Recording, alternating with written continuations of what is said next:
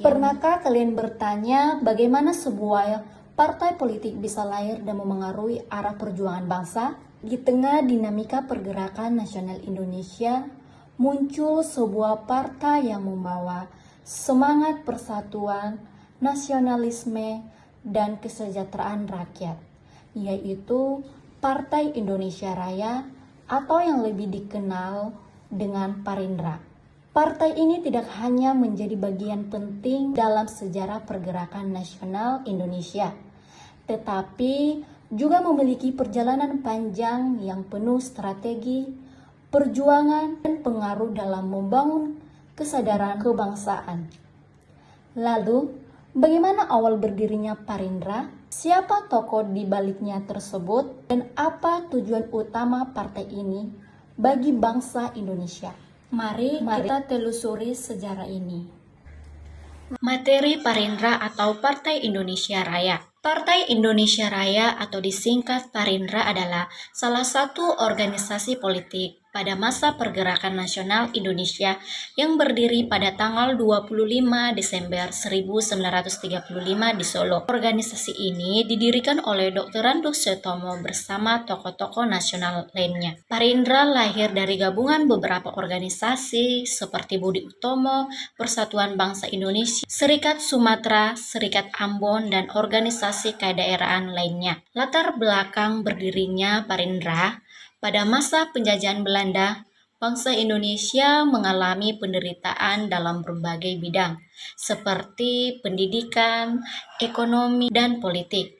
Banyak tokoh nasional kemudian berusaha mencari cara untuk memperjuangkan kemerdekaan Indonesia. Setelah beberapa organisasi sebelumnya mengalami tekanan dari pemerintah kolonial Belanda, muncul gagasan untuk menyatukan nasionalis dalam satu wadah yang lebih besar dan kuat.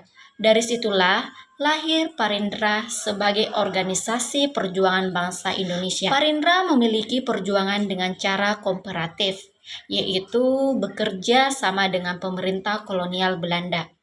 Melalui lembaga resmi seperti Volkskrant atau Dewan Rakyat, walaupun bekerja sama, tujuan akhirnya tetap untuk memperjuangkan kemajuan dan kemerdekaan Indonesia secara bertahap.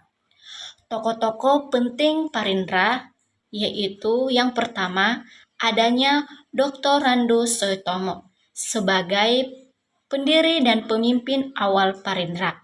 Yang kedua, Muhammad Hatta Husnis Tamrin yang aktif memperjuangkan hak rakyat Indonesia. Selanjutnya, tokoh-tokoh tersebut ini memiliki semangat nasionalisme yang tinggi dan berusaha memperjuangkan kesejahteraan rakyat Indonesia melalui organisasi politik. Dengan tujuan Parindra, di mana tujuan utama Parindra ini adalah mewujudkan Indonesia mulia dan sempurna. Organisasi ini ingin meningkatkan kesejahteraan rakyat Indonesia dalam bidang politik, ekonomi, dan sosial.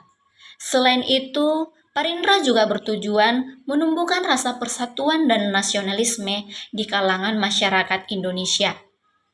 Perjuangan Parindra dilakukan dalam beberapa bidang. Seperti yang kita ketahui itu, yang pertama adalah bidang politik. Parindra aktif dalam Volkskrant untuk menyampaikan aspirasi rakyat Indonesia kepada pemerintah kolonial Belanda.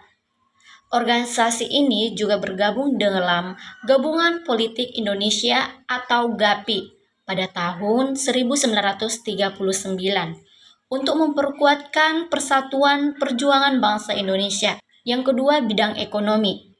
Parindra berusaha meningkatkan perekonomian rakyat dengan mendirikan koperasi dan bank milik pribumi. Langkah ini dilakukan agar rakyat Indonesia tidak selalu bergantung pada Belanda. Bidang yang ketiga adalah bidang sosial. Dalam bidang sosial ini, Parindra mendirikan organisasi dan kegiatan yang membantu rakyat kecil, terutama petani dan buruh. Organisasi ini juga aktif menyebarkan semangat nasionalisme melalui surat kabar dan pendidikan.